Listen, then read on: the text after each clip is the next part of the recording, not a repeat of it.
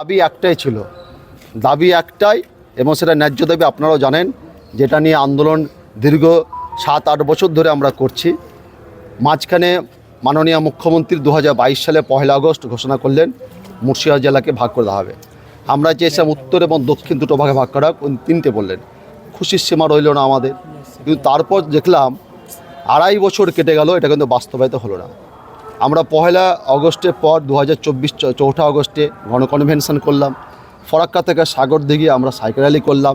এই দাবির সমর্থনে আমরা রক্ত দিলাম, সমস্ত কিছু করে গণতান্ত্রিক পদ্ধতিতে, শান্তিপূর্ণ পদ্ধতিতে যে আন্দোলন করা দরকার, সেই আন্দোলন আজকে শেষ পর্যায়ের দিকে আমরা চলে এসেছি। সেটা হচ্ছে আমাদের এই যে আমরা ডেপুটেশন দিলাম, প্রায় আপনারা দেখেছেন হাজার হাজার মানুষ আজকে এসছে ডেপুটেশনে, এবং মহিলারা কোলে বাচ্চা নিয়ে এসছে।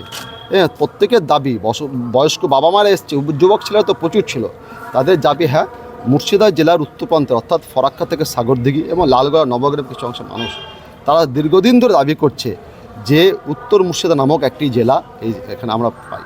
সেই জন্য আজকে আমরা মাননীয়া এসডিও ম্যাডামের কাছে এসেছিলাম, হ্যাঁ, এই জনসভার পর, যে আমাদের এই দাবিটার সঙ্গে উনি সহমত পোষণ করলেন যে হ্যাঁ এটা অনেক বড়, এবং উনি আমাদেরকে জিজ্ঞেস করলেন যেটা কত, ওনার নলেজে সমস্ত কিছু আছে।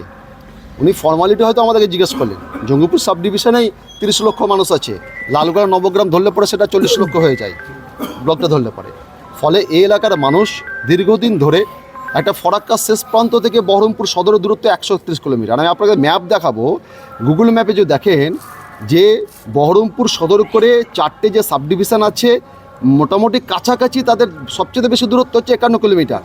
আর আমাদের জঙ্গিপুর এবং লালবাগের নবগ্রাম আর লালগোলা, তাদের যদি অ্যাভারেজ তাদের ডিস্টেন্স দেখা যায় বহরমপুর সদর থেকে, সেটা প্রায় 80 কিলোমিটার থেকে 100 কিলোমিটার আছে। মানে তা একদম যদি অ্যাভারেজ বাদ দিয়ে বেশি দূরতে যান, ফরাক্কার 131 কিলোমিটার বহরমপুরে। তাহলে সেই জেলা সদরটা জঙ্গিপুরকে কেন্দ্র করে কেন নতুন জেলা হবে না?